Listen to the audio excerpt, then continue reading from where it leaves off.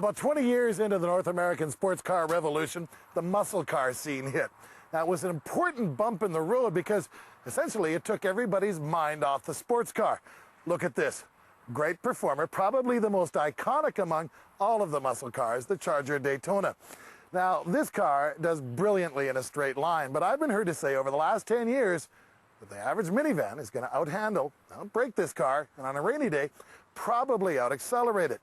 So we decided to put that to a test. We came here to Topeka, Kansas, to the home of solo racing at SCCA to test this car against the Honda Odyssey minivan. Now, naturally, we need to keep things fair. This car actually weighs about 400 pounds more than the minivan. Now, for the minivan's part, it's probably the most bland thing you're ever going to see on the road, but it's 40 years of automotive development. This is a beautiful machine. We think it's going to do very, very well on a solo course. Now, to keep things fair weight-wise, we needed to put some weight in here. Now, the family's 2,000 miles away, so last night we had a lovely, savory, yet inexpensive meal at a gentleman's club.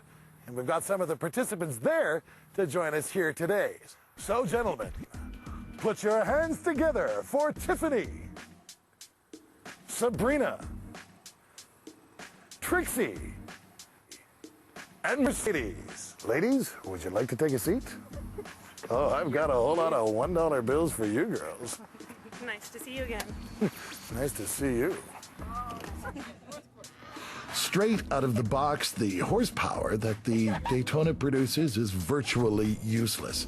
You see, through 14 tires, getting that footprint down to the ground becomes very difficult, and then almost immediately you need to start changing direction, which shows off the Daytona's remarkable push. Conversely, if you look at the Honda minivan, it was never meant to be a great straight line machine, so it puts down its power fairly smartly, and the power is usable throughout the rev range. So even with this comely looking extra weight, the car is actually niftier through the corners. Of course, there are parts of the course where the Daytona's power is useful, but you have to wait for the rev range to kind of match up with what you're doing at the time.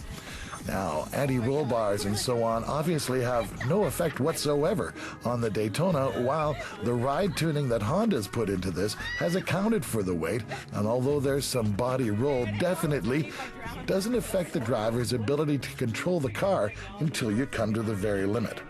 And as we suspected, it's the Honda that comes out on top.